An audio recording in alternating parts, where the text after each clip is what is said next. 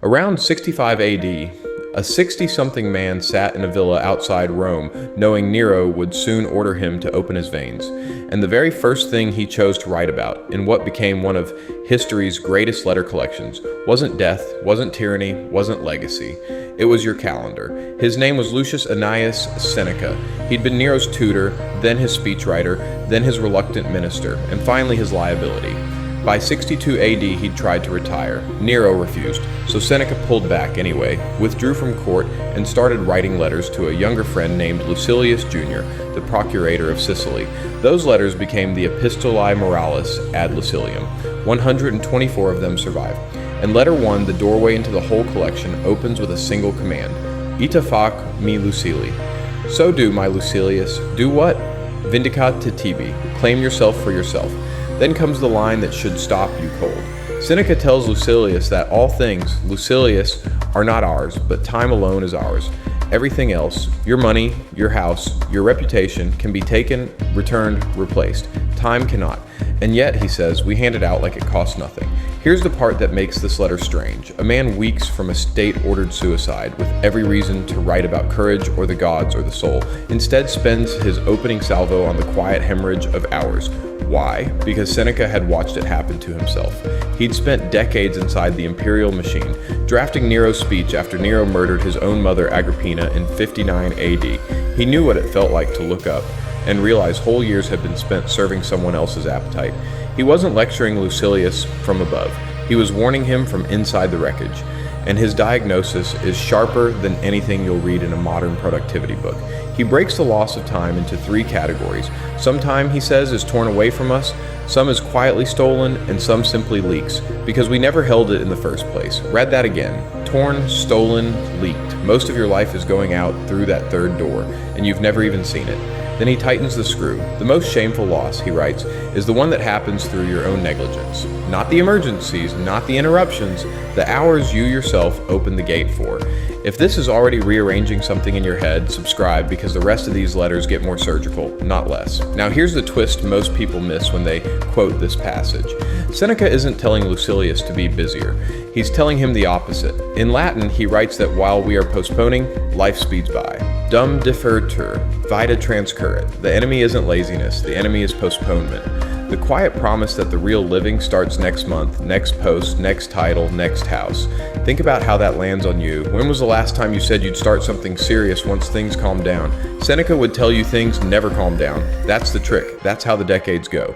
He gives Lucilius a concrete practice. He says, gather and guard every hour. Hold on to today and you'll depend less on tomorrow. He calls procrastination, in Latin, the greatest waste of life. Maxima vitae iactura dilatio est. Dilatio, delay. He's naming the specific killer, and then he turns philosophical in a way that should knock the wind out of you. He tells Lucilius that while we wait for life, life passes. Dum vita differtur transit. You are not preparing for your life. You are inside it, right now. This sentence is part of it. So was the last hour you scrolled. Seneca pushes further. He says nothing is ours except time. Omnia, Lucili, aliena sunt, tempus tantum nostrum est. And yet, he notes, if someone asked you for a few coins, you'd weigh it carefully, but you give away your hours to anyone who asks, a dinner you didn't want, a conversation you tolerated, a grudge you rehearsed for the 11th time. He even confesses his own failure. He tells Lucilius that he can't claim he loses nothing, but he can account for what he loses and why. He's not pretending to be a saint. He's saying, at minimum, know the ledger, know where the hours went. Most people, he says, can't even do that. This is the move that makes Stoicism different from a self-help slogan. The Stoics didn't promise perfection. Marcus Aurelius, writing to himself 100 years later in the Meditations, would echo this exact theme. In Book 2, he writes that you could leave life right now, and tells himself to let that determine what he does and says. He wrote those private notebooks while campaigning on the Danube frontier against the Marcomanni in the 170s in a plague-ravaged army in a freezing camp. He had every excuse to postpone the exam in life. He refused. Epictetus, the freed slave whose discourses were written down by his student Arrian around 108 AD, hammered the same nail from a different angle. He told his students in Nicopolis that they were not their body, not their property, but their use of impressions, their proheresis, their faculty of choice. And what is choice made of? Moments. The ones you're spending right now. So 3 Stoics, across very different lives, a senator, an emperor, a former slave, converge on the same point. Your time is the only thing that is fully, irreducibly yours, and you are bleeding it. Why did Seneca lead with this in letter 1? Because he understood what most people learn too late. The fear of death is downstream of the waste of life.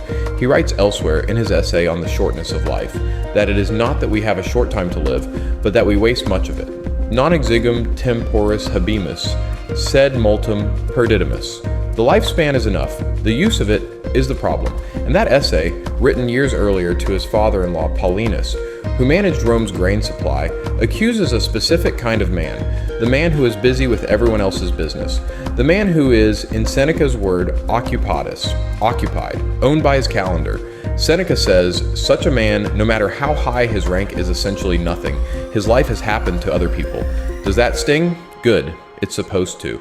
Now think about Seneca's death itself. In 65 AD, Nero accused him of being part of the Pisonian conspiracy. The historian Tacitus describes it in detail in Book 15 of the Annal. Seneca was at dinner with his wife Pompeia Paulina when the soldiers arrived. He asked for his will. The centurion refused, so he turned to his friends and said that since he could not leave them any material gift, he would leave them the image of his life. Imaginum vitae suae, the pattern, the example. Then he opened his veins. His circulation was so poor with age that the blood barely flowed. He took hemlock, that barely worked. Finally, he was carried into a hot bath, where he suffocated in the steam. He died slowly, dictating to scribes the entire time. That is a man who had practiced. He had spent years rehearsing his own ending in his letters to Lucilius, telling him that we should strip death of its strangeness by considering it often.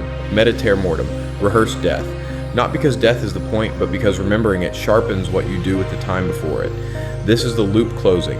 Letter 1 opens with time. The author's life closes with the demonstration. He could go calmly because he had not been postponing. He had been claiming himself for himself the whole way. So here's the operating system buried inside that one short letter. First, treat time as the only real property, because it is. Second, audit the 3 leaks. What was torn from you by genuine emergency, what was stolen by other people's demands you didn't push back on, and what simply leaked because you didn't notice the hour ending. Third, attack postponement specifically, not laziness in general, the quiet sentence that begins, I'll start when. Fourth, hold today. Today is the only unit you can actually grip. Tomorrow is a debt you don't own yet.